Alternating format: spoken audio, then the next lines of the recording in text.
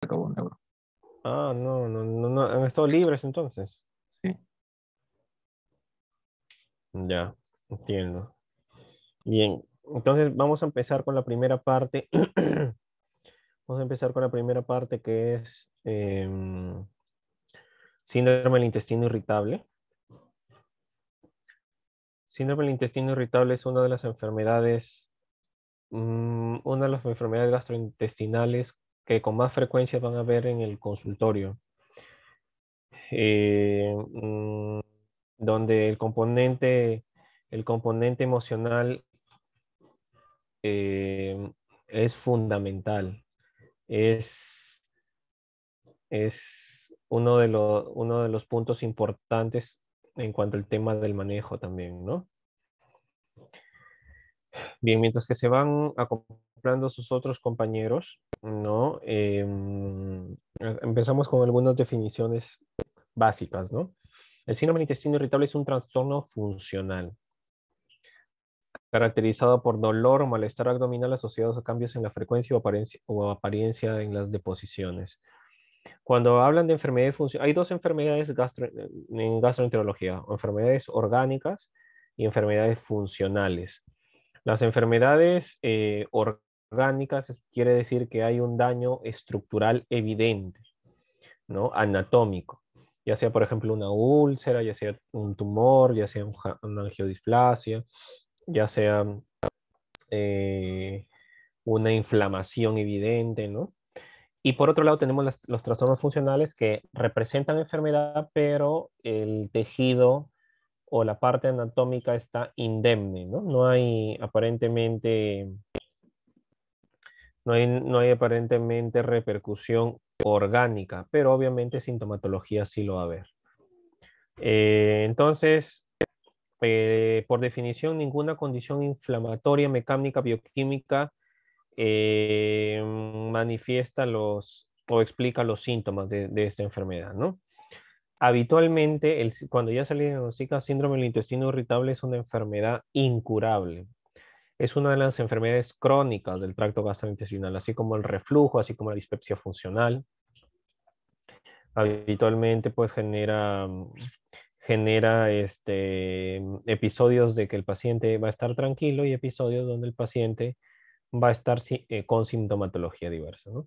Dentro de la prevalencia del síndrome del intestino irritable, acá, por ejemplo, vemos el Perú que el porcentaje de prevalencia en la mayoría de los pacientes es alrededor del 20 al 30%, o sea, de 5 pacientes, de 10 pacientes, 2 o 3 tienen sintomatología asociada a esta patología. Es más, dentro del estudio diagnóstico de síndrome del intestino irritable en una población adulta en Chiclayo, esto desarrollado por un grupo de estudiantes de medicina de la USAT, me parece, comandado por el doctor Cristian Díaz Vélez, donde hicieron encuestas a pacientes entre 18 y 60 años, inmiscuyeron 195 pacientes y usaron los criterios de Roma 3. La prevalencia de sintomatología asociada al síndrome del intestino irritable fue 15%. Y de esos 15%, la mayoría trabajaba y o estudiaba, o sea, tenía un factor estresante de fondo, ¿no? No hubo asociación entre síndrome de intestino irritable y sexo femenino ni ocupación, ¿no? Y los síntomas habitualmente que más generaban molestias en los pacientes eran el dolor mesogástrico, la consistencia de las heces pastosas, y también el hábito defecatorio. Si bien es cierto, la literatura nos menciona que que el hábito defecatorio que mayormente está inmiscuido en el síndrome del intestino irritable es el estreñimiento. Miren, característicamente en esta población chiclayana tenemos más pacientes con diarrea, ¿no? Aparentemente un tercio de los pacientes encuestados, ¿no? Eso es más que todo para tenerlo en consideración. Entonces, ¿tenemos factores de riesgo asociados al síndrome del intestino irritable? Claro que sí, tenemos factores personales, por ejemplo, menciona que los pacientes del sexo femenino, habitualmente pasados los 50 años, tienen mayor riesgo de tener colon irritable o síndrome del intestino irritable, haber nacido con peso bajo o tener un índice de masa corporal bajo son factores predisponientes. Factores psicológicos tenemos también, por ejemplo, la baja calidad de vida o un estrés psicológico agudo son los principales factores psicológicos asociados. Obviamente, pues si el paciente está en el contexto de una ansiedad, depresión, violencia intrafamiliar, ¿no? O comportamiento adictivo también son factores de riesgo, así como factores somáticos, ¿no? Por ejemplo, pacientes que hayan tenido infecciones recurrentes del tracto gastrointestinal, pacientes que sufren de endometriosis o obesidad central o antecedentes de pacientes con cirugía abdominal tienen mayor riesgo de tener colon irritable o intestino irritable. Y factores sociales, ¿no? La situación socioeconómica, los antecedentes familiares también, condiciones de trabajo o cambios en el trabajo también son factores de riesgo. Entonces son una serie de puntos a tenerlo en cuenta y también son importantes a la hora de realizar la anamnesis en el paciente. Hay pacientes que tienen no solamente intestino irritable, sino también otras enfermedades que están asociadas a esta enfermedad. Acá en la clasificación en el centro vemos en las siglas, ¿no? IBS, ¿no? Que es el síndrome del intestino irritable, que puede ser con constipación, con la C, con diarrea, que es la D, la M, que tiene un componente mixto, o sea, quiere decir que tiene diarrea y estreñimiento, y tiene un componente no definido, que es la U, ¿no? Componente no definido. Todos estos subtipos de colon irritable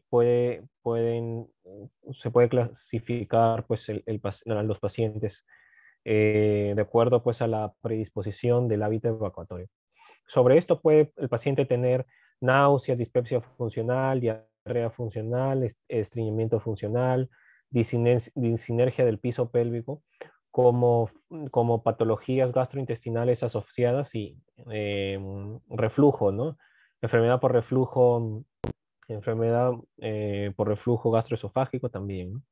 Y sobre estas enfermedades gastrointestinales, el paciente puede tener algunas otras enfermedades funcionales, pero no del tracto gastrointestinal, sino como por ejemplo de la parte abdominal, por ejemplo prostatitis crónica, por ejemplo dolor pélvico crónico, por ejemplo endometriosis, por ejemplo síndrome de dolor pélvico, síndrome de la fatiga crónica, fibromialgia, ¿no? Disfunción eréctil, etcétera. Y sobre estos pacientes que tienen una patología funcional abdominal o musculoesquelética, como la fibromialgia, sobre estos el paciente puede tener un componente emocional que trasciende, ¿no? Como por ejemplo la ansiedad, la depresión, la somatización. Que si un paciente viene con una enfermedad funcional, por ejemplo, viene el paciente con fibromialgia, tiene como antecedente fibromialgia, y viene con síntomas asociados a dolor abdominal y cambios en el hábito evacuatorio, tiene mucho más probabilidad de ser un síndrome de intestino irritable que sea otra enfermedad orgánica, ¿no? Orgánica. Entonces, siempre que hay una enfermedad funcional, está acompañado de otras enfermedades funcionales. ¿Cómo es la fisiopatología habitualmente? ¿No? La fisiopatología se puede abocar a varios niveles, ¿no? Se puede evocar a nivel de la microbiota intestinal. Se menciona que el disturbio de la microbiota intestinal hace de que puedan generar eh, alteraciones en los enterocitos y este disturbio de la microbiota intestinal puede estar influenciado, por ejemplo, con infecciones previas, con hospitalizaciones previas, que hacen de que ciertas partículas endoluminales del tracto gastrointestinal, en vez de ser unas partículas que son reconocidas habitualmente por el epitelio intestinal, no sean reconocidas y se activa una cascada inflamatoria, ¿no? O de microinflamación. El otro nivel es a nivel de la permeabilidad intestinal, ¿no? Entre enterocito y enterocito existen una serie de mecanismos de cohesión entre célula que permite una correcta permeabilidad intestinal. Esta permeabilidad intestinal habitualmente atribuida a las uniones estrechas pueden estar alteradas en pacientes que tienen síndrome del intestino irritable y es por eso que los pacientes pues tengan alguna mayor predisposición a diarrea o estreñimiento. El otro punto importante es no solamente la barrera intestinal, sino también la lámina propia del intestino, ¿no? donde en esta lámina propia encontramos células inflamatorias que habitualmente están quiescentes, o sea, están en reposo. Pero basta un solo estímulo inflamatorio para que se active toda esta cascada de citoquinas, una cascada proinflamatoria, y se activen esta respuesta inmune con activación de mastocitos, activación de macrófagos, activación de linfocitos, secreción de ciertas citoquinas y perpetuación del estado inflamatorio a nivel de la lámina propia intestinal. Y por último, tenemos la sensibilidad visceral, ¿no? Los pacientes que tienen síndrome del intestino irritable tienen mayor predisposición a tener hipersensibilidad visceral y por ende mayor transmisión neurogénica que llega pues a través de los tractos espinotalámico lateral, que habitualmente traducen el dolor a nivel central, llegan al tálamo y posteriormente desembocan en las zonas de dolor de la corteza prefrontal, ¿no? Entonces, estos pacientes habitualmente tienen una mayor sensibilidad abdominal por la mayor conexión de neuronas, ¿no? Se menciona que así como tenemos neuronas obviamente en el cerebro, pues nosotros nos mencionan que hay otro cerebro abdominal, ¿no? Con la misma cantidad de neuronas, obviamente no conglomeradas en un órgano, sino dispersas, ¿no? Eso se llama el sistema, el sistema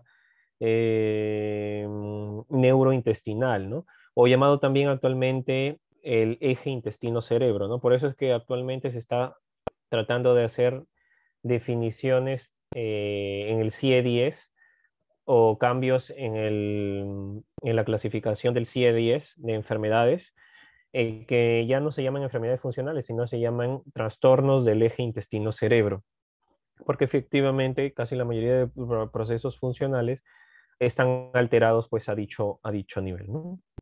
Entonces, la integración y la percepción del dolor dependen de muchas vías, ¿no?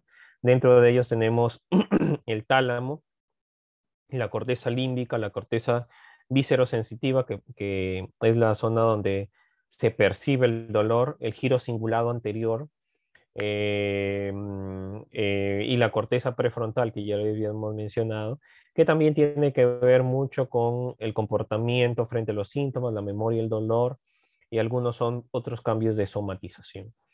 Cuando nosotros empezamos a ver cómo cambian las deposiciones o las características de las deposiciones en los pacientes, se creó anteriormente la escala de Bristol. ¿Con qué finalidad?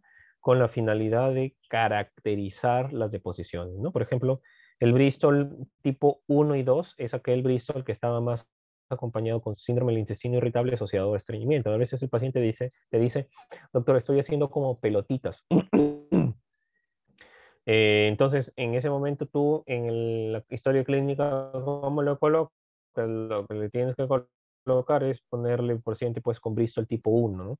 O el paciente te dice, doctor, estoy haciendo deposiciones como una salchicha compuesta por fragmentos, ¿no? Y con grietas profundas, ¿no? Eso es un Bristol tipo 2.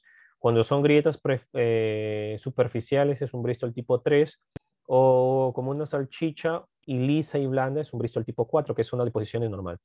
Y el Bristol 5, que son deposiciones pastosas. El Bristol 6, que son fragmentos blandos y esponjosos con bordes irregulares, como ven en la imagen. O el Bristol tipo 7, que son completamente líquidos, acompañan al intestino irritable con diarrea. Entonces, ¿qué nos dicen o cómo clasificamos al paciente con intestino irritable? De acuerdo a la predominancia de la forma de las deposiciones. Si tiene una predominancia mayor al 25% del Bristol 1 y 2, está correspondiendo al intestino irritable con constipación. Si tiene un intestino irritable que las deposiciones en más del 25% sean como el Bristol tipo 5, 6 y 7, obviamente está asociado más a la diarrea. Si tiene más de 25% de posiciones diarreicas y más de 25% de posiciones con estreñimiento, entonces es un síndrome del intestino irritable mixto. Y cuando tienen menos del 25% de las deposiciones es un intestino irritable no clasificado, ¿no? Habitualmente, como ya les había mencionado, el subtipo más frecuente es el constipación y el segundo en frecuencia es el tipo con diarrea. Entonces, el dolor abdominal es un síntoma que altera notablemente la calidad de vida y depende mucho de la hipersensibilidad visceral y también es relacionado con contracciones del músculo liso del colon. Por eso es que habitualmente en el intestino irritable sirven los antiespasmódicos, antidepresivos y los inhibidores selectivos de la recaptación de serotonina, porque aparte de esto que tiene un efecto central del dolor, también relajan el músculo liso colónico. Cuando se hicieron, y cómo yo puedo decir, pues, cómo puedo yo demostrar que hay hipersensibilidad visceral, ¿no? Hicieron un trabajo interesante donde inflaron una pelota de silicona a través de colonoscopía, ingresaron una pelota de silicona a nivel del recto superior y le inflaron, ¿no? Y clasificaron a dos grupos, ¿no? Un grupo con criterio de intestino irritable y otro grupo de que no tenían criterios para esta enfermedad. Y justamente aquellos pacientes que tenían intestino irritable con el mismo volumen de insuflado de la pelota o el balón de silicona, tenían más dolor que en aquellos pacientes que no tenían criterios para el intestino irritable. Entonces se comprobó que estos pacientes, pues obviamente tienen de fondo a un aumento de la sensibilidad, ¿no? Eh, También se han hablado del síndrome del intestino irritable postinfeccioso. Por eso es que se relata y no es raro encontrar en la consulta de un paciente que te diga, doctor, ¿sabe que todo empezó a raíz de que tuvo una diarrea? Comí algo que me cayó mal, tuve diarrea y desde ahí tengo dolor y desde ahí tengo cambios en el hábito de evacuar, ¿no? Y esto ya se ha visto con algunos agentes que se han documentado, ¿no?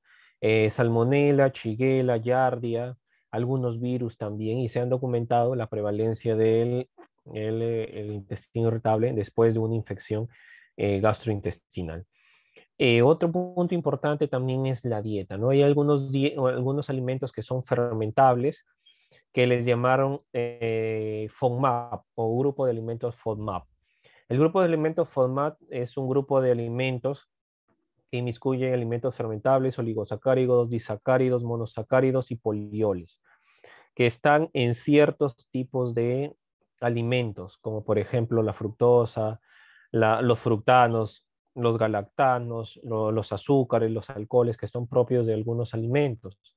Justamente este tipo de alimentos son los que más generan fermentación abdominal, generan más gas, generan más distensión y por ende genera dolor. Por eso es que siempre un paciente que se tiene como diagnóstico síndrome del intestino irritable se trata de evitar este tipo de alimentos del grupo FODMAP para que no se fermenten y no generen disconfort abdominal. Hay alteraciones en la inmunidad también, ¿no? ¿Qué se hizo? Se hizo biopsias del intestino de pacientes que tenían colon irritable, intestino irritable y pacientes que no lo tenían. ¿Y qué se vio? Que la cantidad de mastocitos a nivel de la lámina propia era mucho mayor en cantidad que aquellos que no tenían el intestino irritable. Y esta cantidad de mastocitos es importante porque la actividad mastocitaria activa y perpetúa el proceso proinflamatorio intestinal y obviamente pues genera la sintomatología en el paciente, ¿no? Entonces, ya para los años 2003 se crearon los criterios de Roma 3 con tal de establecer criterios diagnósticos de esta entidad, ¿no? Entonces, a eso se le llamó criterios de Roma 3. Dentro de estos criterios de Roma 3, tenemos que tener ciertos puntos importantes. ¿Cómo hacemos cómo diagnosticamos al paciente, ¿no? Entonces, el paciente tiene que tener dolor o malestar abdominal recurrente por al menos 3 días al mes durante los 3 últimos meses, con 2 de los siguientes, según el Roma 3, ¿no?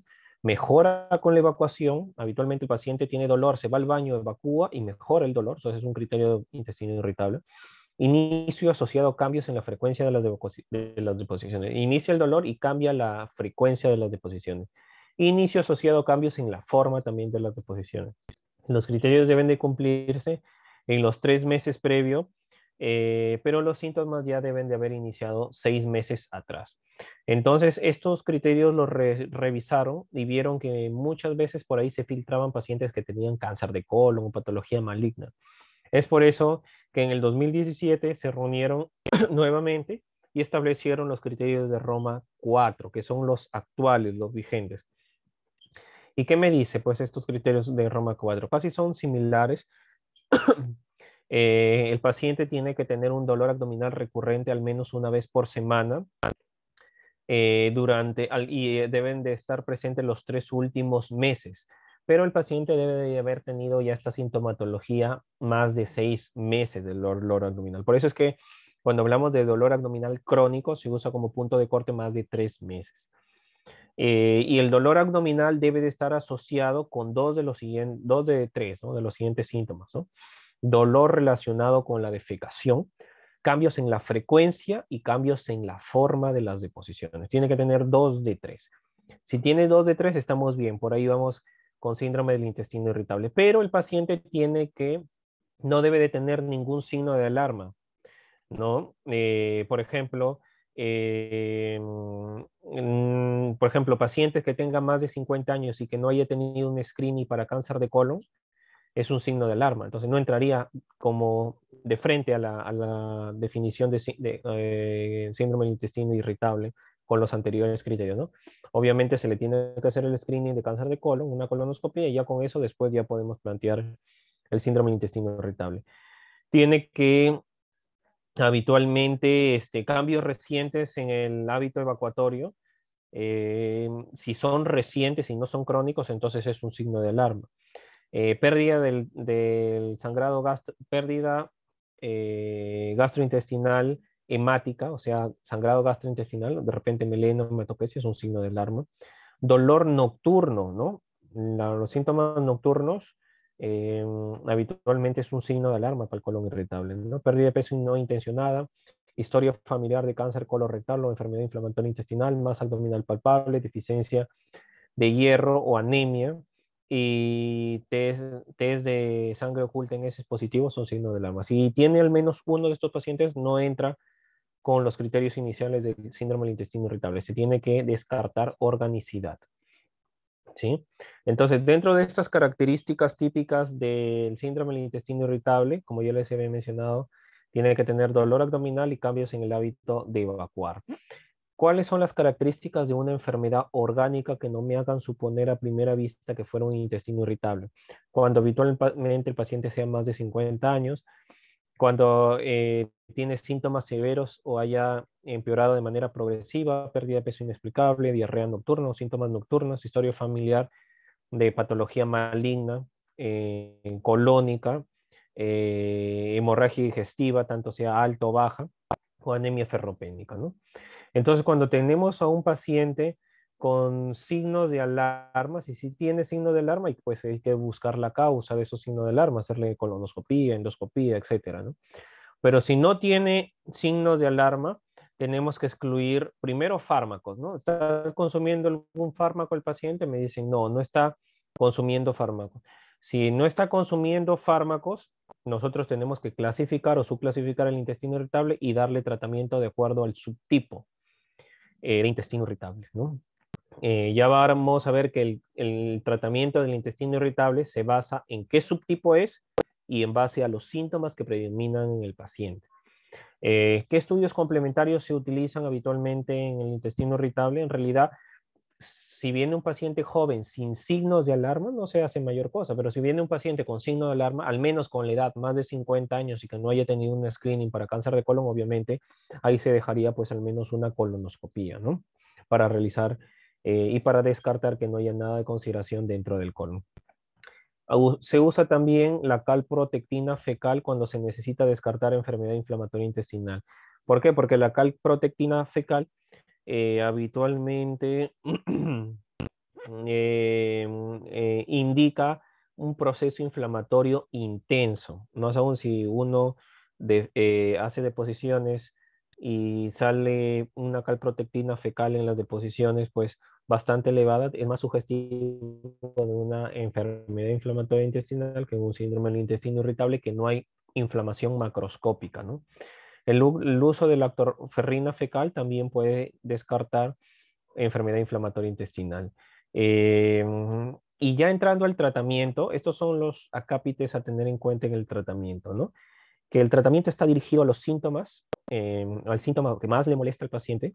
La relación médico-paciente es importante y este es un punto que quiero aclarar porque el paciente con colon irritable ya de por sí tiene un componente emocional o de fondo que el mismo paciente a veces no se da cuenta y tiene que confiar en su médico, porque si no va a ser un punto importante para cambio de opinión y buscar otro especialista, y así pues perpetúa sus síntomas porque la misma ansiedad y la misma sugestión del paciente hacen buscar otras opiniones o leer cosas que no debería hacerlo. Entonces, si el paciente confía en su médico, probablemente vayamos por buen camino, ¿no? Hay que hacer algunos cambios en los estilos de vida, como la dieta, y uno de los puntos importantes después, pues, es los medicamentos y la psicoterapia como un mecanismo conductual. Entonces, dentro del intestino irritable, como yo les había mencionado, el dolor casi la mayoría de pacientes lo tienen, ¿no? Y es un punto importante porque si no hay dolor, no hay intestino irritable. Entonces, ¿qué se ha propuesto de acuerdo a las diferentes guías? Acá yo les pongo según también el nivel de evidencia que hay. Por ejemplo, en la guía colombiana hablan sobre el aceite de menta, ¿no? Con recubierta entérica.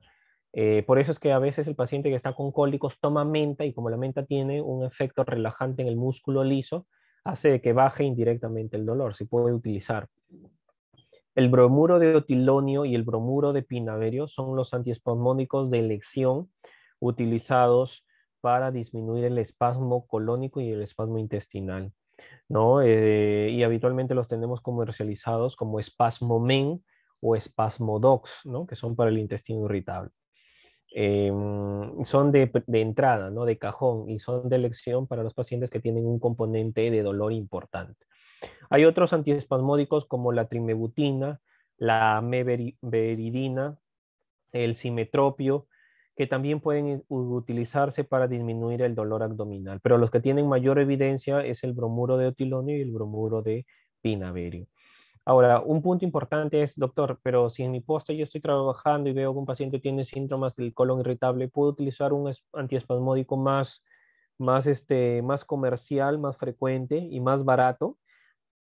Como por ejemplo la iosina, la escopolamina o la buscapina, ¿no? Buscapina es bromuro de iosina, butilbromuro de iosina. Claro que sí se puede, aunque las guías no lo recomiendan por los efectos anticolinérgicos. En realidad sí se puede utilizar el bromuro de iosina, ¿no? En el seguro, por ejemplo, lo único que tenemos que dar es iosina y el paciente con colon irritable llega y pide su iosina porque le calma el dolor, obviamente, pero obviamente tiene contraindicaciones como por ejemplo glaucoma de ángulo cerrado, por ejemplo, pacientes que tienen prostatitis crónica o hiperplasia prostática benigna, pacientes que tienen ya de fondo una taquiarritmia, pacientes que tienen ojo seco, ¿no? Entonces esos pacientes o vejiga neurogénica, entonces esos pacientes no son tanto de entrada para utilizar iosina, ¿no? Entonces tenemos que ver las contraindicaciones que tiene el paciente. Ese fue el punto de dolor. En conclusión, si tengo iosina, escopolamina, buscapina, puedo utilizar, bueno, si es que lo tengo, si no es la primera elección, porque la primera elección es bromuro de otilonio, bromuro de pinaverio, pero es un medicamento que se puede utilizar. Luego de eso, el componente emocional arraigado al paciente se debe de mejorar con habitualmente antidepresivos, que hay varios tipos, ¿no? Antidepresivos tricíclicos, inhibidores selectivos de la recaptación de serotonina, que se llaman neuromoduladores, ¿no? Bajan o disminuyen la sensibilidad visceral y mejoran la sensación de bienestar global, generando también propiedades ansiolíticas actuando a nivel central. Más esto le caería a un paciente que viene a la consulta con mucho componente emocional de fondo, ¿no? Un problema ansioso depresivo. Se pueden utilizar probióticos, prebióticos y simbióticos. En realidad, sí, se pueden utilizar. Habitualmente hay algunos probióticos que tienen evidencia que mejoran el, el, este, restauran la microbiota intestinal y pueden generar un efecto benéfico endoluminal. Eh, y ahora sí, si yo ya he manejado el dolor, he mejorado el tema emocional en el paciente, ahora trataremos de ver cómo mejoramos el uso del el hábito evacuatorio, si tiene diarrea o si tiene estreñimiento. Si tiene el paciente diarrea, habitualmente utilizamos algo que pueda suprimir la diarrea, ¿no? Habitualmente usamos loperamida en el episodio de agudo de diarrea, ¿no? Se pueden utilizar 2 miligramos cada 8 horas en el paciente con diarrea, ¿no? En el tratamiento agudo y en el tratamiento de mantenimiento. La rifaximina, que es un antibiótico endoluminal donde se absorbe menos del 1% a nivel sistémico, o sea, solamente actúa a nivel endoluminal y se bota por las deposiciones, puede ser importante para cambiar la microbiota intestinal, disminuir el síndrome de sobrecrecimiento bacteriano, disminuir la distensión abdominal y disminuir la diarrea en este tipo de pacientes. Se puede utilizar la rifaximina. Se utiliza habitualmente 550 miligramos cada 12 horas por 10 a 14 días, ¿no? Y también se usa medicamentos antidiarreicos que son los antagonistas de los receptores 5-hidroxitriptamina 3, ¿no?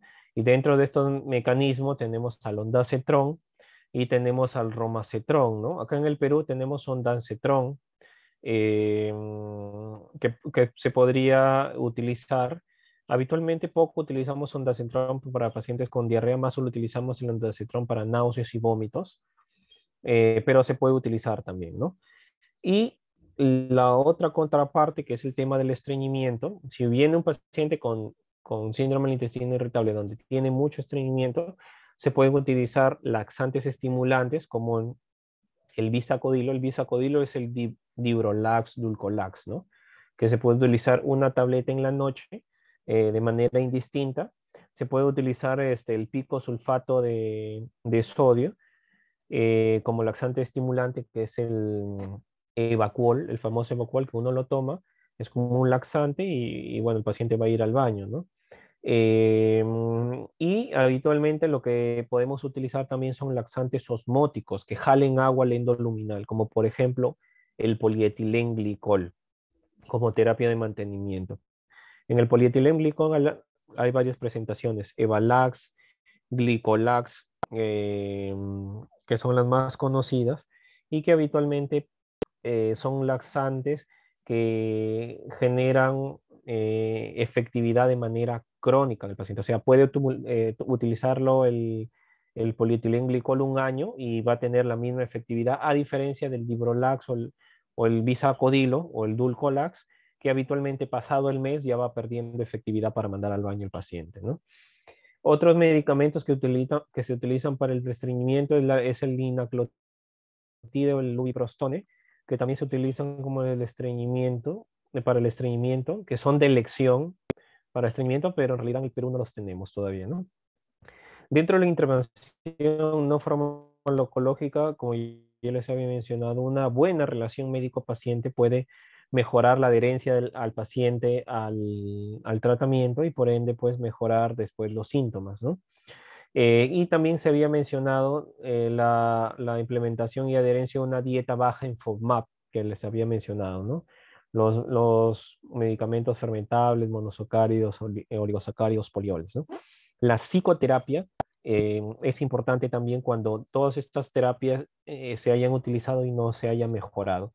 La psicoterapia como terapia cognitiva conductual por el psicólogo es importante porque ayuda a mejorar los síntomas del intestino irritable, como en estos 20 estudios controlados de más de 1.200 pacientes, donde se hizo seguimiento a los pacientes después de terminar sus sesiones de psicoterapia, y la evaluación final fue que los pacientes con terapia psicológica al menos mejoraron un 50% con respecto a aquellos que no habían pedido psicoterapia, ¿no? Entonces puede ayudar también en el tema cognitivo-conductual.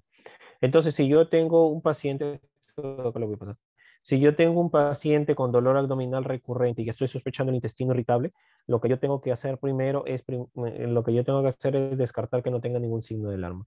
Si tiene un signo de alarma, obviamente probablemente ahí sí tiene que ver el gastroenterólogo para que le haga su colonoscopía al menos y descartar que no haya nada de relevancia en el colon.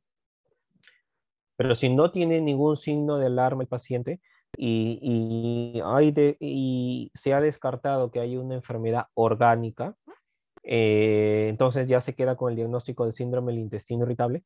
Y para el síndrome del intestino irritable, como yo les había mencionado, si hay diarrea, lo que utilizamos para la diarrea habitualmente es la rifaximina, el ondansetron, la loperamida, ¿no? La loperamida. Si el paciente tiene estreñimiento, usamos desde fibra, polietilenglicol, lubiprostone, linaclotide. Si tiene dolor abdominal, usamos el bromuro de tulonio, de bromuro de pinaverio y los antidepresivos que ya habíamos mencionado también. Hay un término importante que se llama bloating intestinal, ¿no? Que está acá al final. El bloating intestinal es la sensación de distensión abdominal, pero el paciente no tiene mucho gas. Dice, doctor, yo no tengo mucho gas, pero siento mi barriga hinchada, distendida, como si estuviera embarazada, es el paciente, las mujeres habitualmente. Me siento abalonada, eso se llama bloating intestinal. El bloating intestinal es un síntoma, es un signo también que podría estar relacionado con el intestino irritable y con otras enfermedades, y donde aquí la rifaximina actúa muy bien para disminuir esa distensión abdominal. Preguntas, chicos.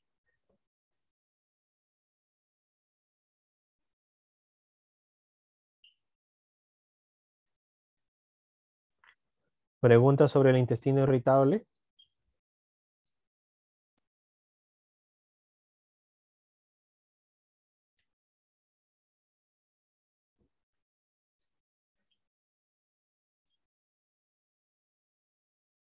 Bien, bueno, no hay preguntas. Ya. Entonces, el otro tema, bueno, los dos grandes temas que siguen son colitis ulcerativa y enfermedad de Crohn, ya que son parte de las enfermedades inflamatorias intestinales, ¿no? En realidad, dentro de las enfermedades inflamatorias intestinales hay tres enfermedades, que una es la colitis ulcerativa, que es la más frecuente, la segunda en frecuencia es la enfermedad de Crohn, y la tercera en frecuencia es la colitis indeterminada, ¿no? Donde tiene características de la enfermedad de Crohn y características de la enfermedad, la colitis ulcerativa, sin establecerse criterios predominantemente de una o de otra. La colitis ulcerativa, a la colitis ulcerativa, como su nombre mismo lo dice, va a actuar a afectar el colon netamente, ¿no? Por eso se llama colitis ulcerativa. En cambio, la enfermedad de Crohn puede atacar el colon, el intestino delgado, la válvula ileocecal, puede afectar el esófago, el estómago, cualquier parte del tracto gastrointestinal. Entonces, la colitis ulcerativa afecta solamente al colon, al recto, colon y recto, ¿no? Entonces, obviamente es una enfermedad inflamatoria intestinal que tiene una predominancia de inicio en el recto. Es una enfermedad, se llama una enfermedad ascendente, ¿no? Porque afecta al recto y va subiendo. Sube, afecta el colon sigmoide, colon descendente, colon transverso, ascendente.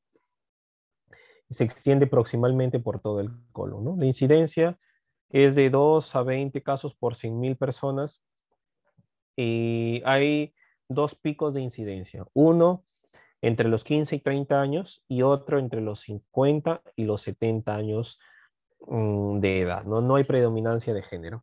Y habitualmente hay factores que pueden desencadenarlo, ¿no? Factores ambientales, dietéticos, alteraciones de la microbiota intestinal, factores genéticos, donde hay ya ciertos,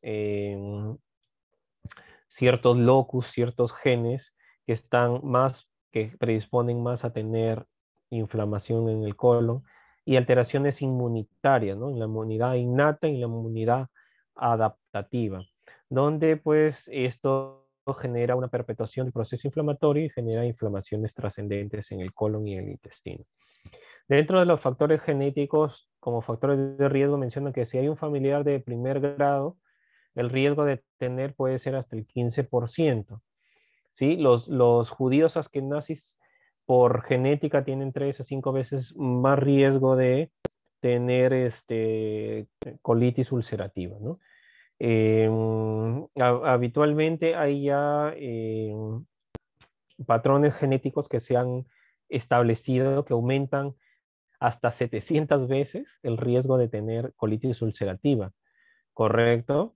Entonces, el tema genético es muy importante, ¿no? Por eso es que pacientes ya que vienen de Europa, habitualmente, y si ustedes agarran dentro de la anamnesis y tienen patología gastrointestinal, lo primero que tienen que pensar es que por ahí puede tener como un factor de riesgo también, ¿no?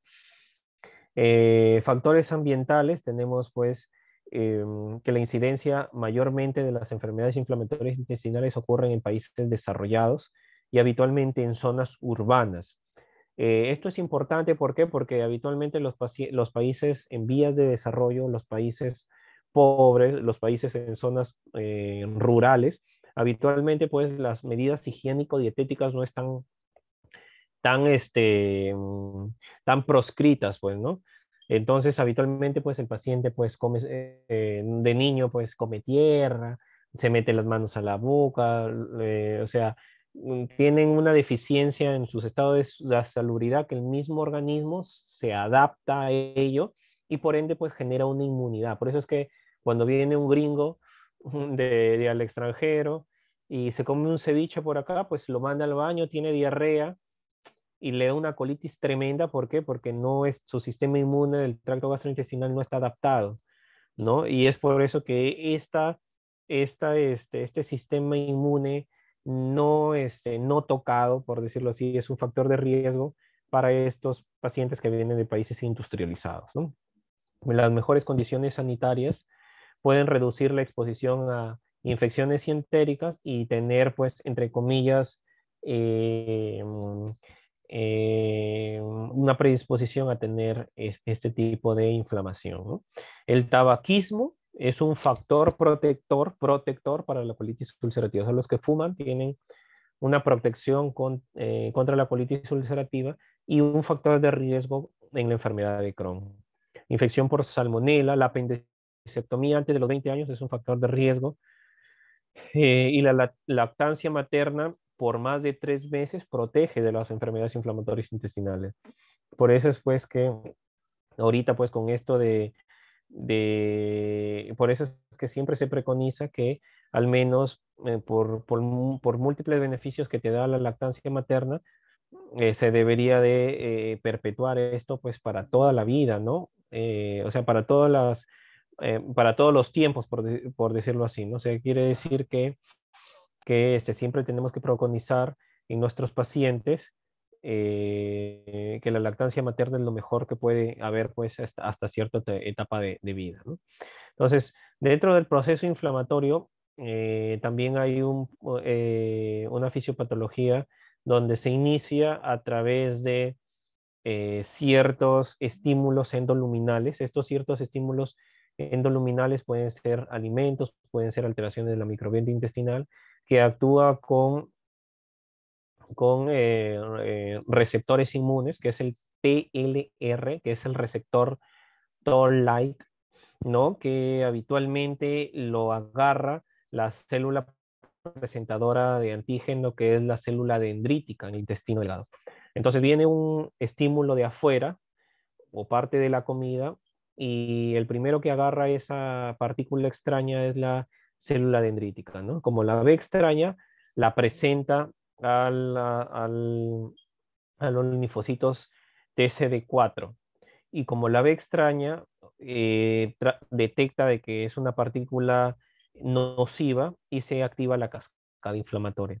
Y esta cascada inflamatoria pues hace generar interleuquina 6, 23, 12, factor de necrosis tumoral, y eso hace de que se activen macrófagos, se active la cascada inflamatoria, existe el rolling de los neutrófilos, eh, reclutamiento, el reclutamiento y migración de los neutrófilos a la lámina propia, genere inflamación y posteriormente pues altere la permeabilidad vascular y genere pues una inflamación per se, ¿no? Aumente la permeabilidad vascular y la permeabilidad también intestinal y genere inflamación.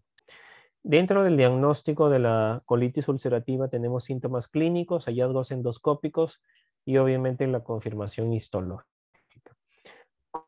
¿Cómo debuta clínicamente un paciente con colitis ulcerativa? Con sangrado, puede debutar con, porque hay bastante inflamación en el colon, netamente en el colon y recto, puede generar rectorragia, puede generar diarrea, puede generar urgencia, tenesmo, dolor abdominal y fiebre. Y un 30% de los pacientes pueden tener síntomas extradigestivos. Puede estar asociado a la colangitis esclerosante primaria, a la enfermedad hepática autoinmune, a la artritis seronegativa, ¿no? Generando inflamación de ciertas articulaciones como la sacroilitis o de grandes articulaciones, puede generar afectaciones en la esclera, escleritis, epiescleritis, uveitis, puede generar paniculitis, o sea, inflamación en el tejido celular subcutáneo y eso se manifiesta como eritema nodoso, o el famoso pioderma gangrenoso, que ya es una lesión necrótica contundente en alguna de las extremidades. ¿Qué características endoscópicas podemos tener? Podemos tener eritema, erosiones, úlceras, hemorragia espontánea, ¿no? Y esto se ve en la colonoscopía, ¿no? Encontramos desde alteraciones de inflamaciones leves, inflamación moderada hasta úlcera, pues y sangrado activo, ¿no? Hay pacientes que llegan por emergencia por rectorragia, uno le evalúa, le pregunta y hay algunos signos de alarma, se le deja una colonoscopía y se le encuentra úlceras, ¿no? En el colon, inflamación en el colon. Por eso es que las lesiones endoscópicas de la colitis ulcerativa las clasificamos según el Hospital Clínic de Mayo, ¿no? eh, que habitualmente pues hizo un puntaje de la clínica Mayo, donde se encontraba un Mayo 0, 1, 2 y 3 de acuerdo a las lesiones desde más leves o normales hasta más severas, ulceraciones y sangrado espontáneo. Por eso dentro de la colonoscopía, cuando nosotros concluimos que es una colitis ulcerativa, le ponemos colitis ulcerativa Mayo 2, Mayo 3, ¿no? De acuerdo al grado de actividad. Por ejemplo, el Mayo 0 es cuando no hay, cuando el colon está normal, el Mayo 1, cuando hay un ligero eritema en la superficie del colon y va perdiendo el patrón vascular. El patrón vascular es ver los vasitos sanguíneos por trasluz en la superficie del colon. Normalmente se debería de ver en toda la extensión del colon, ¿no? Pero hay pacientes que no se le ve y va perdiendo el patrón vascular. En el Mayo 2 ya hay erosiones y en el Mayo 4 ya hay úlceras, ¿no? Y sangrado al roce solamente del equipo de la colonoscopía. Entonces, cuando nosotros hacemos la colonoscopía, no solamente vemos la gravedad de las lesiones, sino vemos la extensión de las lesiones. Por eso es que hay una clasificación que es la clasificación de Montreal para la extensión de las lesiones en la colitis ulcerativa. Y puede ser, la extensión de las lesiones puede ser E1, E2 y E3.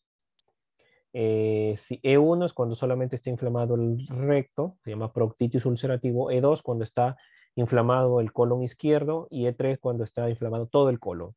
Y si es una inflamación leve, moderada o severa, es S1, S2 o S3, ¿no? Por ejemplo, acá tenemos, ¿no? Cuando está inflamado la proctitis sería un E1, ¿no? E2 cuando hay afectación del colon izquierdo, E2. Y cuando hay una pancolitis es una inflamación de todo el colon, ya sería una colitis ulcerativa E3, ¿no? Siempre que nosotros hagamos colonoscopia y encontremos esa inflamación, debemos de tomar biopsias del colon para que el patólogo me diga es compatible con hallazgos de colitis ulcerativa, ¿no? Donde vamos a encontrar alteraciones celulares desde abscesos crípticos, infiltración de la lámina propia por polimorfonucleares, depresión de mucina, erosiones, ulceraciones, distorsión de la arquitectura críptica, etc. Nunca encontramos granulomas. Los granulomas habitualmente lo encontramos o en una tuberculosis, que es una granuloma caseificante, o en la enfermedad de Crohn, que también encontramos granulomas no caseificantes, no, no hay calcium ahí. Y dentro de la historia natural de la enfermedad tenemos que la mayoría de pacientes tienen síntomas leves, al 30 al 50% afecta a nivel distal. El 20-30% tiene una enfermedad autolimitada, solita para, ¿no? Pocos pacientes. Y 20% de los pacientes tienen una pancolitis al diagnóstico. Habitualmente tiene periodos de alternancia, de remisión y recaída, ¿no? El paciente mejora, empeora, mejora, empeora. Y obviamente hay factores de riesgo que predisponen a ciertas cosas. Por ejemplo, los más jóvenes, con colitis ulcerativa más joven, tienen más predominancia de estar asociado a una colangitis esclerosante primaria. Por eso es que es importante pedirle un perfil hepático al menos y una ecografía del paciente con colitis ulcerativa, ¿no? Hay una enfermedad extensa, es un predictor de colectomía también, 4 veces más, ¿no? O sea, si estoy inflamado todo el colon, es un predictor de colectomía en el paciente, ¿no? Eh, y hay índices de actividad clínica, claro, ¿no? Por eso es que hay un índice que se llama índice de True Love Width, donde clasifica en forma leve, moderada y severa, de acuerdo a la cantidad de deposiciones, de acuerdo al sangrado con las deposiciones, de acuerdo a los síntomas sistémicos también, ¿no? Obviamente, si el paciente tiene mucha diarrea, mucho sangrado con las deposiciones, está haciendo fiebre, escalofríos, es una forma severa, obviamente, ¿no? Y por eso es que hay un índice de actividad, ¿no? De acuerdo a ciertos parámetros de cantidad de deposiciones, sangre con las deposiciones, si tiene anemia o no, temperatura, taquicardia y BCG, se saca un puntaje.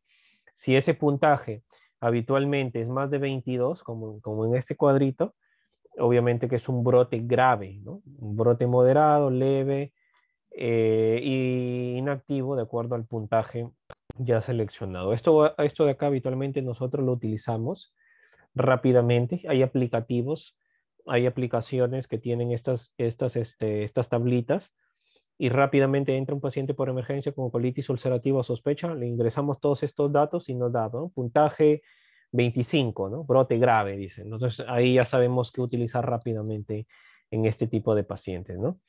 Hay biomarcadores en la enfermedad inflamatoria intestinal, el PCR y la BCG son los más frecuentes que se utilizan, ¿no? Habitualmente también se utilizan el ANCA y el ASCA, que habitualmente se usan más para enfermedad de Crohn que para colitis ulcerativa. Hay anticuerpos a purina de membrana externa también, que en el Perú no son tan comercializados porque en realidad un anticuerpo no me hace el diagnóstico de colitis ulcerativa, sino todo el cortejo clínico de colonoscopía y exámenes laboratoriales y biopsia, obviamente. Pruebas de materia fecal, como yo les había mencionado, de todos estos que menciono acá, la calprotectina fecal tiene un alto valor predictivo positivo para decir esto es una deposición muy inflamatoria y esto es una deposición no inflamatoria, ¿ya? La calprotectina fecal. Un examen de calprotectina fecal está algo de 320 soles. Entonces no es tan rentable dejarle a todos los pacientes, solamente en aquellos pacientes que se está sospechando altamente enfermedad inflamatoria intestinal. ¿Sí? Bueno, y dentro del tratamiento depende de muchas cosas, depende de los síntomas, depende de la actividad que tenga el paciente, de la gravedad con el que venga el paciente, de la extensión que tenga el paciente en la colonoscopía y de su comportamiento clínico. Entonces, dentro del tratamiento médico tenemos varios medicamentos que son los corticoides, la mesalazina, que es un aminosalicilato tópico que actúa a nivel colónico, inmunosupresores y los anti-TNF, ¿no? Antifactor necrosis tumoral. Y esto de acá cambia de acuerdo a la enfermedad, de acuerdo a la severidad de la enfermedad. Y es que hay una pirámide terapéutica, ¿no? Y se empieza desde cuadros leves, moderados a severos, desde la base de la pirámide. Si tienes síntomas leves, con 5 ASA, o sea, 5 aminosalicilatos como la mesalazina, es suficiente para controlar la enfermedad. Pero ya cuando el brote es moderado, se empiezan con altas dosis de aminosalicilatos y ya se va ingresando inmunosupresores.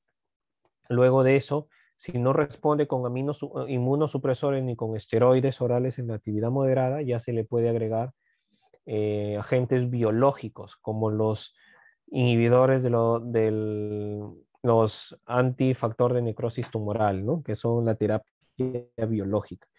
Y si con terapia biológica nada mejora y sigue inflamado el colon, la última opción es la cirugía. ¿Qué le hacen al paciente? Colectomía total.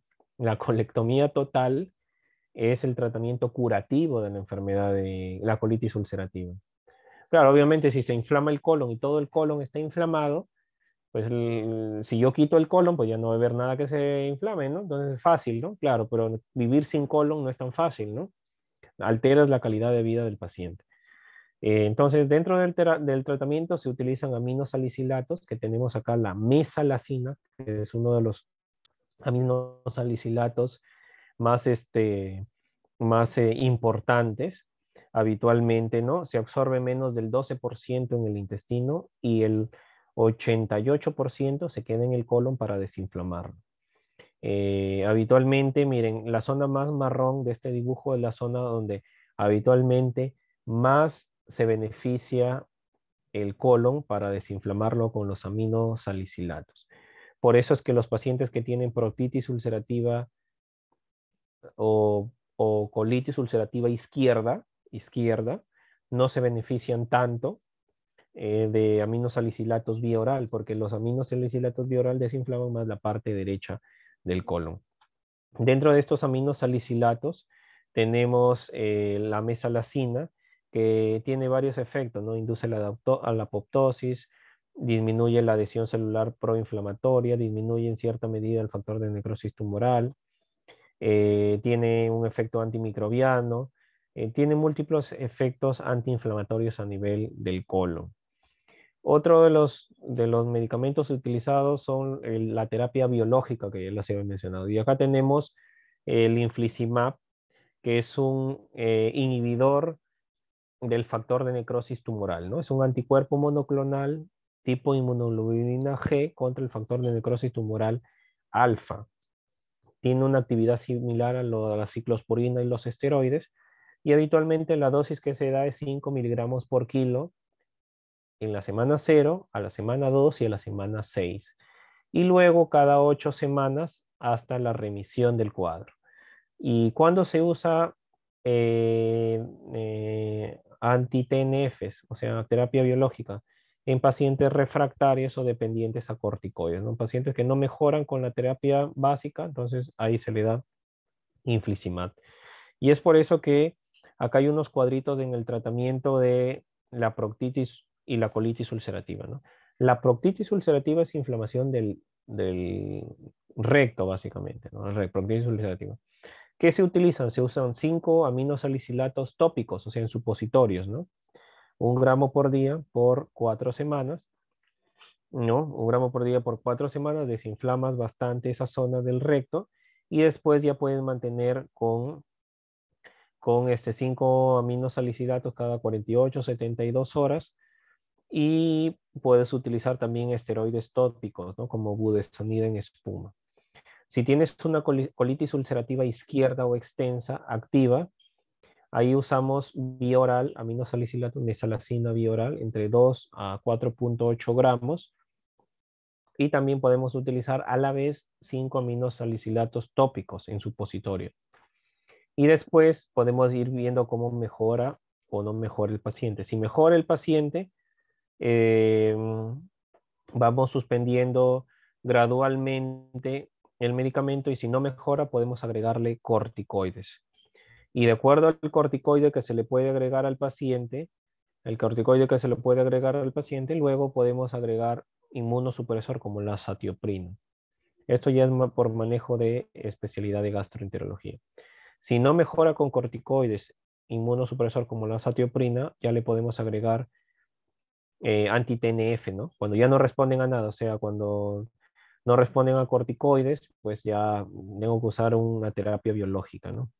Y si con la terapia biológica no mejora y sigue inflamado, ahí sí se va a colectomía total. Y hay pacientes que llegan con un cuadro de colitis ulcerativa severa, ¿no? Llegan en shock séptico, llegan con una colitis intensa, fiebre, escalofríos. Entonces, en este paciente, ¿qué se le hace? Se le da corticoides,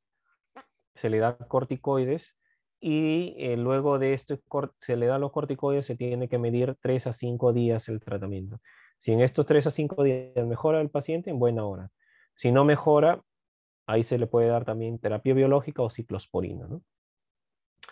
El tratamiento quirúrgico es más que todo en aquellos pacientes que no mejoran en el tratamiento o cuando hay, claro, cuando hay refractariedad de la terapia médica, ¿no? Hasta el 20 a 30% de los pacientes con colitis ulcerativa pueden requerir de esto, ¿no? Hay pacientes que llegan con un sangrado profuso, pacientes que llegan perforados del colon por tanta inflamación del colon, entonces ahí, caballero, tienen que entrar a operación. ¿Y qué hacen? ¿Cuál es la cirugía? Lo que hacen es una proctocolectomía, ¿no? Porque la colitis ulcerativa inflama el colon y inflama el recto, entonces tienen que sacarle toda esa zona inflamada. Hacen una proctocolectomía total, ¿no? Le quitan todo el colon y el recto y después anastomosan el ilion con el pedacito de ano que quedó y hacen un pouch ilial. Un pouch es como una bolsita que hacen a través del ilion y lo pegan con el ano, ¿no? Con la finalidad de que el paciente restaure su hábito evacuatorio. Hay un término que se llama megacolon tóxico, cuando hay evidencia radiológica de dilatación colónica, más de 6 centímetros de dilatación del colon por radiografía, y al menos 3 de los siguientes criterios: fiebre, taquicardia y leucocitosis o anemia. Es un examen, es un, es una verdadera emergencia en este tipo de pacientes, ¿no? Y en estos pacientes habitualmente hay que dar antibióticos, medidas de soporte y valorar pues si el paciente mejora o no con la terapia, porque si no mejora va a ir a colectomía también. Estos pacientes en el futuro tienen un alto riesgo, los pacientes con colitis ulcerativa tienen un alto riesgo de ser cáncer colorectal, ¿no? 2% a los 10 años, 8% a los 20 años y 18% a los 30 años. Obviamente, si tiene una pancolitis, o sea, inflamación de todo el colon, tiene más predisposición a tener cáncer de colon. Por eso es que la finalidad del tratamiento de la colitis ulcerativa es desinflamar lo más que se puede el colon para que no haya riesgo de que genere un cáncer de colon posteriormente, ¿no? Eso fue en el tema de la colitis ulcerativa. Ahora, en el tema de la enfermedad de Crohn, la enfermedad de Crohn es algo parecido, bueno, no tan parecido a la colitis ulcerativa, ¿no? Habitualmente puede generar una serie de síntomas, tiene un curso más impredecible que la colitis ulcerativa. Puede ser crónica, progresiva y destructiva. ¿Por qué destructiva? Porque es una enfermedad penetrante. La colitis ulcerativa lo único que hace es inflamar la superficie del colon, el recto, la sala mucosa. En cambio, la enfermedad de Crohn inflama todas las capas del colon y del intestino, es transmural, por eso es que se le llama destructiva.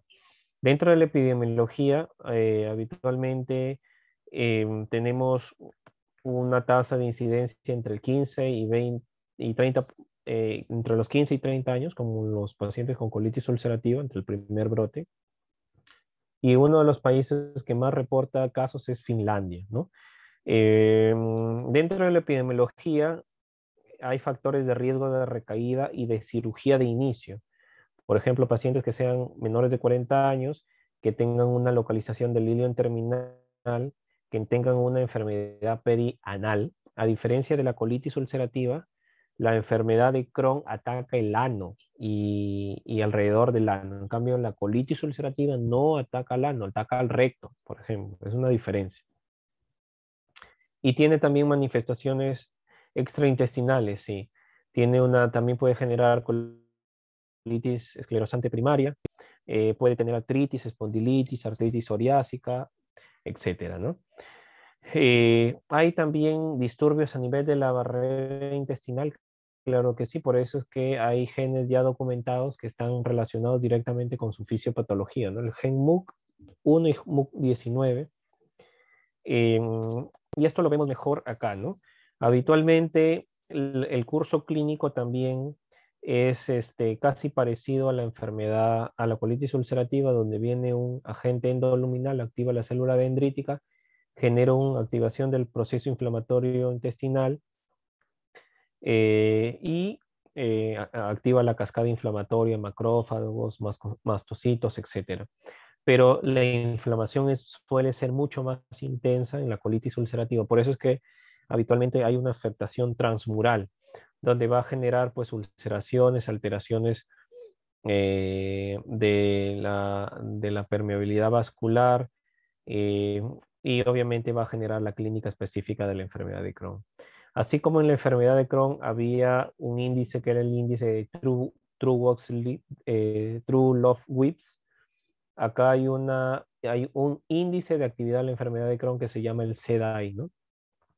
Que de acuerdo también a la característica, a la cantidad de deposiciones, al dolor abdominal y algunos otros síntomas del paciente, uso de antidiarreicos, masa abdominal o complicaciones extraintestinales, se le da un puntaje. Si el puntaje acá abajo en la parte de abajo dice, si el puntaje es más de 220, es una enfermedad de Crohn severa. ¿Sí? Una enfermedad de Crohn severa o moderada severa y más de 450 una enfermedad severa, de acuerdo a las características clínicas del paciente. Por eso es que también cuando viene un paciente con enfermedad de Crohn a la emergencia, nosotros le sacamos el CDAI al paciente para ver qué tan activa está la enfermedad de Crohn. Y de acuerdo a esto hay patrones de recurrencia, ¿no? Por ejemplo, patrón de recaída. Es infrecuente la recaída cuando es menos de una al año. Es frecuente cuando hay 2 o más al año recaídas y es continuo cuando no adquiere la remisión. ¿Y cuando yo digo que es remisión del cuadro? Cuando el paciente entra con un CDAI más de 150 y después del tratamiento llega a ser menos de 150 de puntaje. Entonces, eso quiere decir que hay remisión del cuadro. ¿Qué características clínicas el paciente tiene? Diarrea crónica, habitualmente dolor abdominal, pérdida de peso, sangre oculta en heces o moco, anemia no explicada y síntomas sistémicos, malestar, fiebre, anorexia, ¿no? Se llama también enfermedad de Crohn localizada cuando está a menos de 30 centímetros y extensa cuando afecta más de 1 metro de intestino o de colon, ¿ya? Hay manifestaciones extraintestinales, esto ya lo habíamos hablado, ¿no? Anemia, uveitis, pioderma gangrenoso, eritema nodoso, etcétera, ¿no? Puede generar manifestaciones a otro nivel. Y hay diagnósticos diferenciales también a tener en cuenta, claro, pancreatitis crónica, enfermedad celíaca, enfermedad inflamatoria intestinal, colitis isquémica, ¿no? Etcétera. Dentro de los exámenes laboratoriales siempre hay que pedir pues hemograma, PCR, BCG, la calprotectina fecal, que nuevamente hablamos de ella para diferenciar del intestino irritable, el ASCA, el ANCA, que son anticuerpos contra el Saccharomyces cerevisiae, que no es específica, pero puede orientar como parte del diagnóstico, ¿no?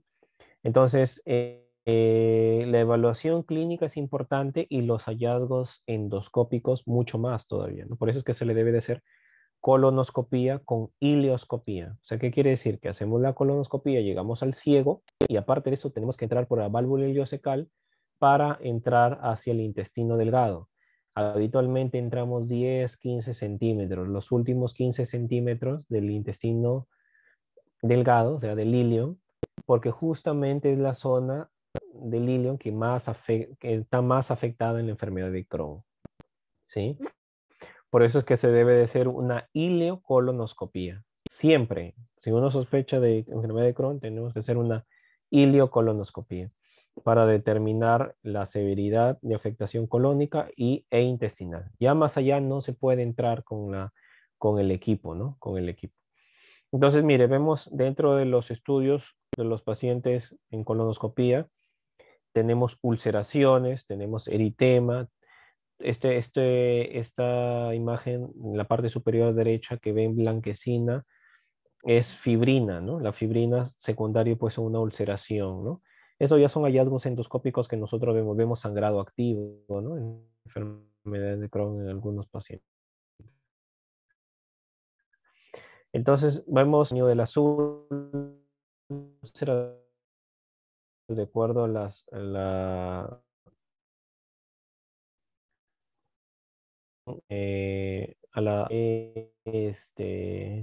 de fístulas, ¿no? En el paciente.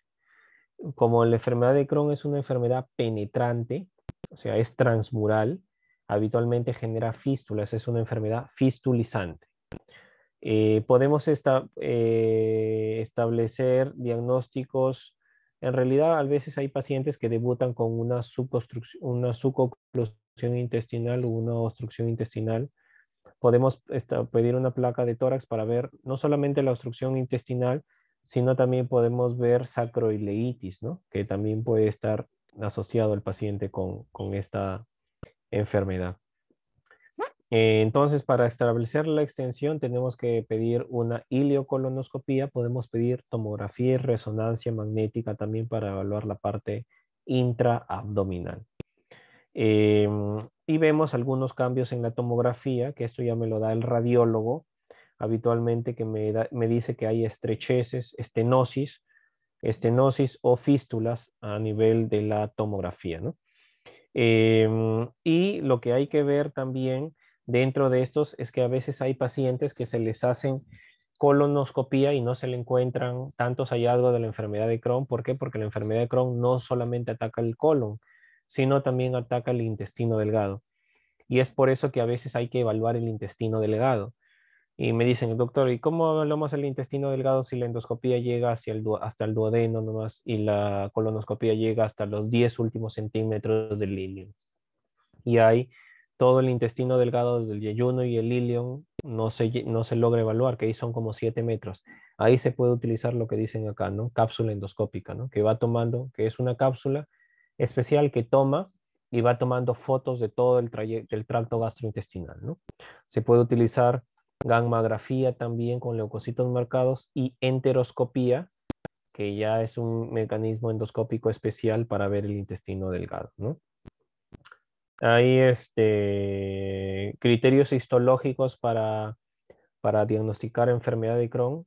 Sí, por eso es que se deben de tomar biopsias de sitios diferentes en la enfermedad de Crohn.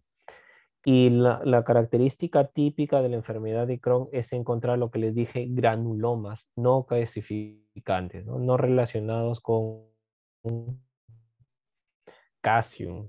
Ese es el criterio histológico mayor. Si yo en la biopsia encuentro granuloma no calcificante, prácticamente estoy diagnosticando enfermedad de Crohn. Luego, ¿no? Granulomas no calcificantes, que son colecciones de histocitos, ¿no?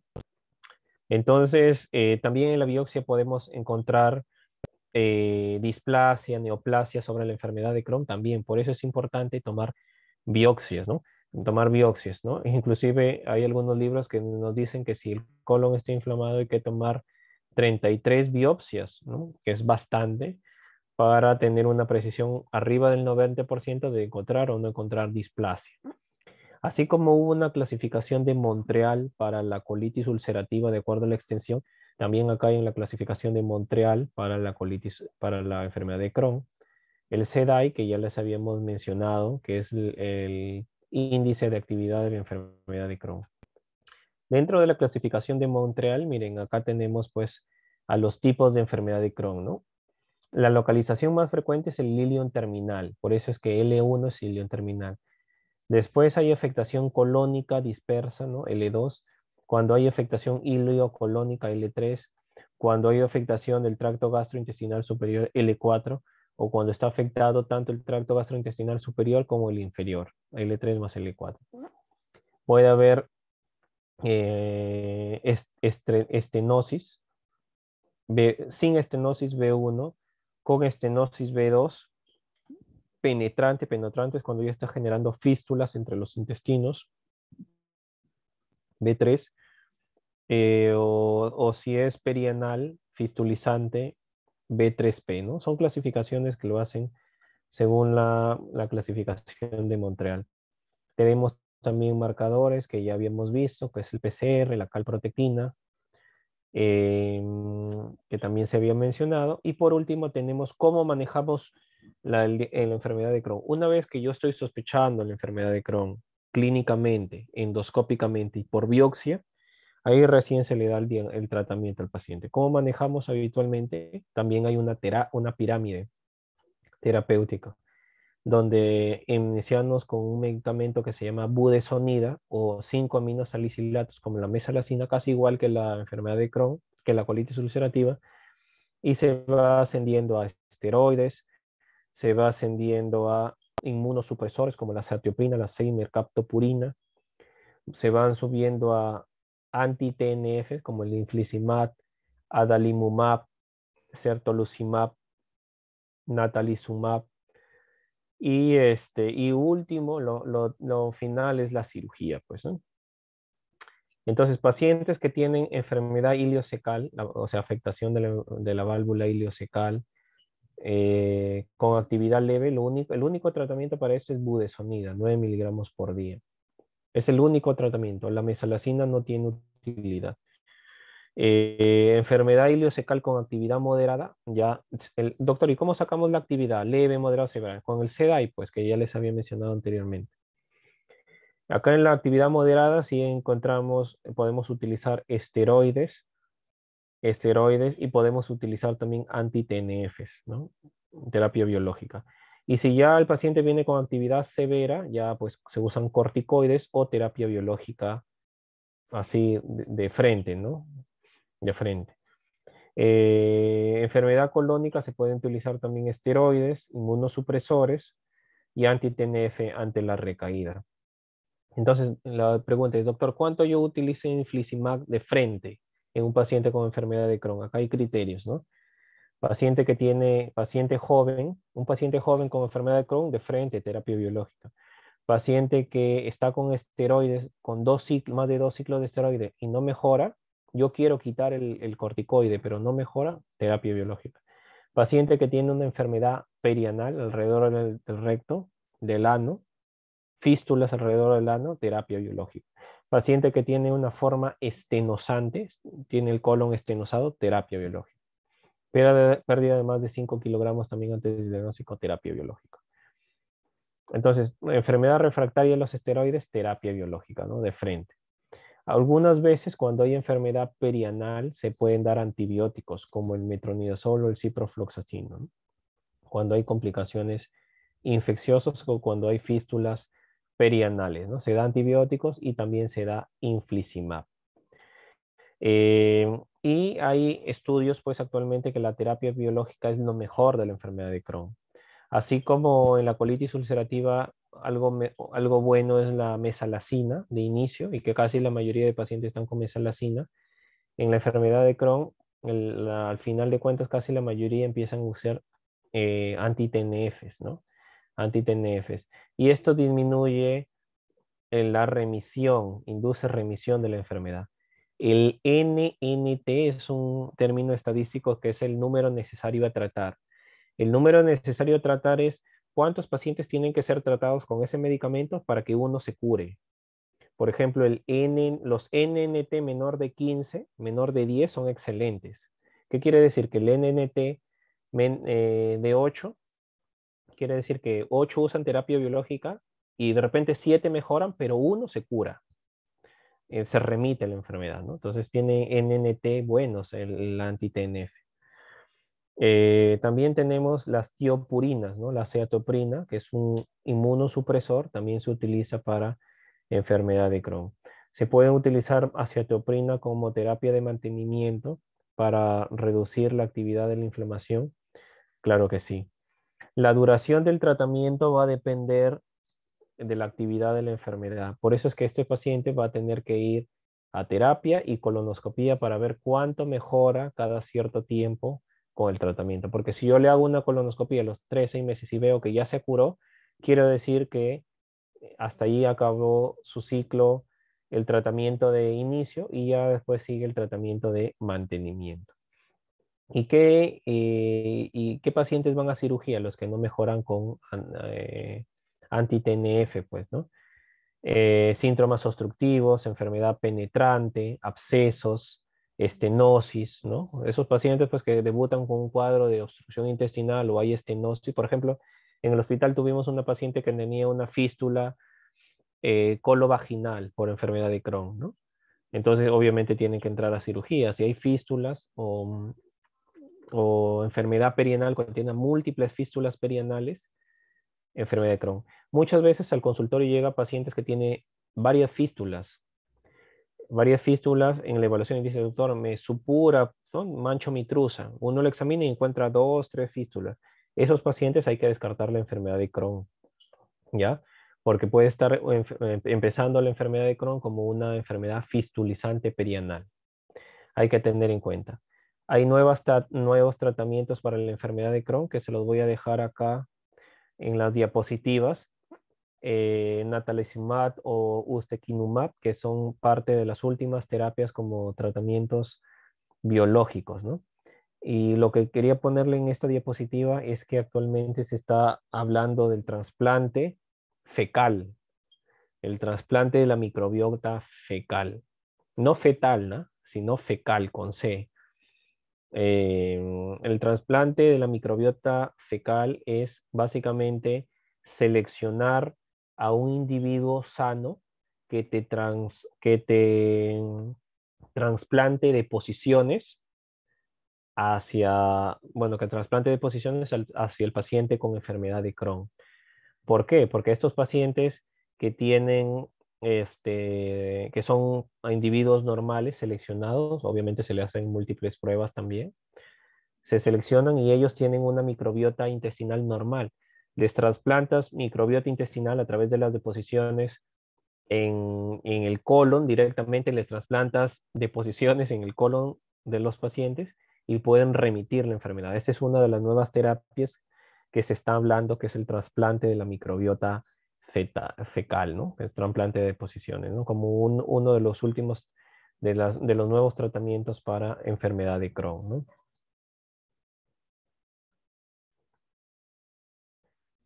Chicos, preguntas.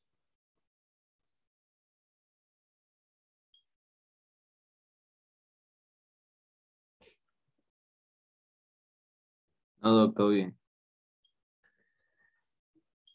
Bien, chicos. Entonces, si no hay preguntas, en breve voy a pasarle las diapositivas a Joseph, a su delegado, para que puedan revisar, bueno, para que puedan revisar algunos puntos. Esto de la enfermedad inflamatoria intestinal son uno de los temas bastante amplios, ¿ah? Por eso es que me han dejado a mí la exposición, porque es medio aburrida.